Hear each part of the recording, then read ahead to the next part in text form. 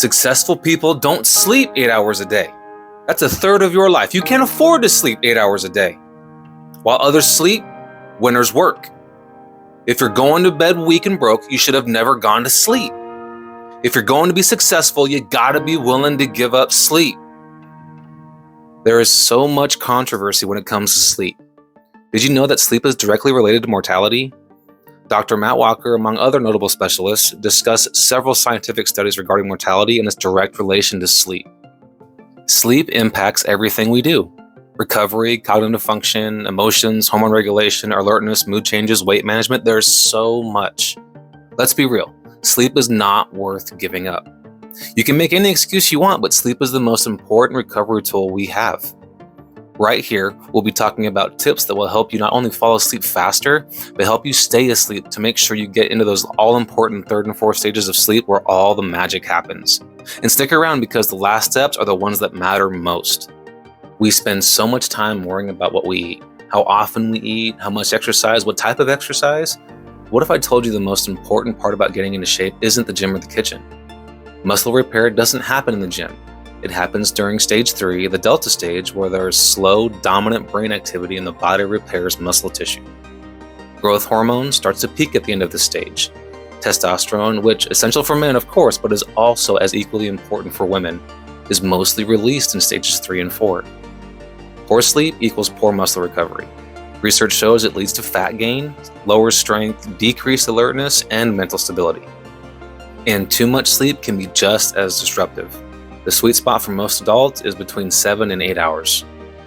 But hold up, 4 hours feels like enough and I'm able to get more done in my day. You know what?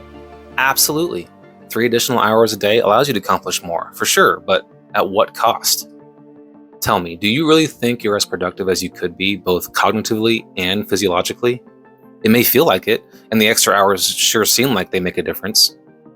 But scientific studies show that we have more reasoning and understanding when it comes to details of a problem, and that we can react and respond quicker to outside forces placed upon the body when we actually have had the proper amount of sleep. Simply put, we make less mistakes and we perform better with more sleep.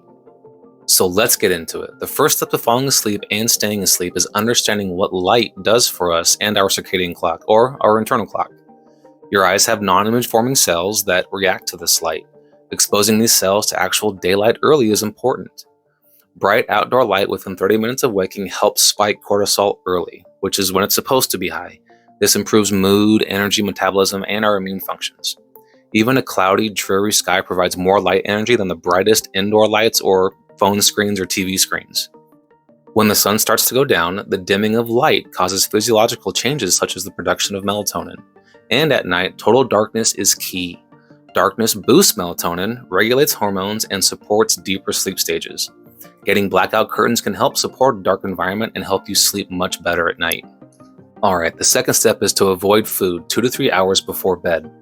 Eating raises body temperature and alertness, and avoiding food not only helps your sleep cycle, but also prevents your body from storing fat during sleep. If you're interested in ways to losing belly fat, we have a whole video about it above. Caffeine is an adenosine antagonist. Adenosine is another compound that makes us sleepy. It's best to avoid caffeine after 2 p.m. so your body can naturally start to wind down. Alcohol and THC may knock you out fast, but it produces a disruptive sleep pattern, reduces sleep, and suppresses growth hormone. Studies show that up to 50% less growth hormone is produced if alcohol is in your body before bed. The third step is to understand supplements if you take them to help you sleep. Melatonin is often used, but is overused. It's a hormone, not a vitamin, and prolonged use may disrupt testosterone and estrogen levels. Scientific evidence shows it actually has very minimal effect on sleep quality. There are better alternatives, and keep in mind that any supplementation should be discussed with your primary physician first. So there's magnesium threonate, and approximately 140 milligrams is appropriate for most people, and this helps promote relaxation and has the capacity to cross the blood-brain barrier, promoting better sleep-wake cycles. Apigenin, in about 50 milligrams is usually sufficient for most, is a plant-based compound with relaxation effects. Apigenin influences the GABA receptors and helps calm the nervous system. Studies have shown that it can increase total sleep time and decrease the time it takes to fall asleep. Then there's L-theanine. which about 100, maybe 400 milligrams is usually sufficient. And this is found in green and black tea, and it reduces anxiety and supports sleep by modulating neurotransmitters like GABA, dopamine, and serotonin, which helps regulate stress. CBD can also help relax the nervous system without the disruption seen with THC. Studies have shown that CBD helps with anxiety, pain, and inflammation, which can disrupt sleep cycles. There are full stack supplements available. I'll leave a link in the description for one we are affiliates for and is highly recommended. Again, consult your doctor and stick to the recommended dosages suggested on the packaging or by your physician when trying new supplementation. Here's a quick tip for those who may have sleep apnea and/or difficulty breathing while sleeping. If you're waking up tired due to undetected sleep apnea, a quick solution can be learning how to breathe through your nose during physical activity or when your heart rate is elevated. This improves oxygenation and teaches your body to adapt to this new form of breathing. Nose breathing is difficult at first, and most don't like to stick to it, but improving nasal breathing during the day will train your body to breathe more through the nasal passage at night and help combat sleep apnea. And there are different techniques such as using medical tape to keep the mouth shut and help train your body to use your nose while breathing. And the fourth step is nap if you feel like you need it. Naps are not bad. They help overall sleep time and have tons of benefits. Studies have shown that naps help improve learning, focus, emotional regulation, and even cardiovascular health. Sleep professionals have proven that anywhere from a 17-minute nap attributes to overall sleep health. Now, these two next steps have been scientifically proven to help you fall asleep the fastest and improve sleep efficiency and recovery. Step 5, establish a wind-down routine. A wind-down routine trains your brain to shift into sleep mode. Reduce the light, turn off screens, stop scrolling. Try a relaxing walk, reading, or a relaxing conversation with your wife or kids, or even a bath. Avoid stimulation. Slow down your nervous system to prepare your body for sleep. Tools like non-sleep deep breath scripts, self-hypnosis, focused breathing, yoga nidra, and muscle relaxation exercises are backed by science and help ease your brain into a calm, sleep-ready state. And step 6, body temperature. To fall asleep, your internal body temp must drop about 2 to 3 degrees Fahrenheit. This is a natural signal for the brain to tell your body it's time to go to sleep.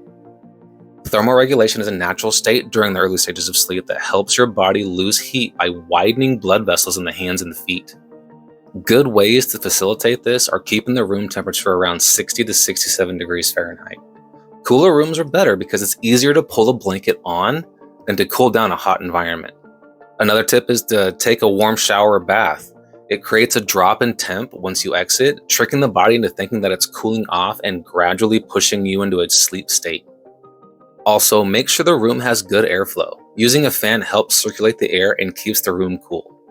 Layer your bedding, and if possible, use moisture-wicking bedding to eliminate the moisture and heat to keep the body temp regulated. If your body stays too warm, cortisol, which is the stress hormone that we talked about earlier, increases, making it harder to fall asleep and stay asleep. Maintaining a cool body temperature is crucial for stages 3 and 4, where most of the recovery takes place. And that's it. Now you know how to fall asleep faster, reset your body's internal clock, and regulate sleep better, which will help you recover so much faster.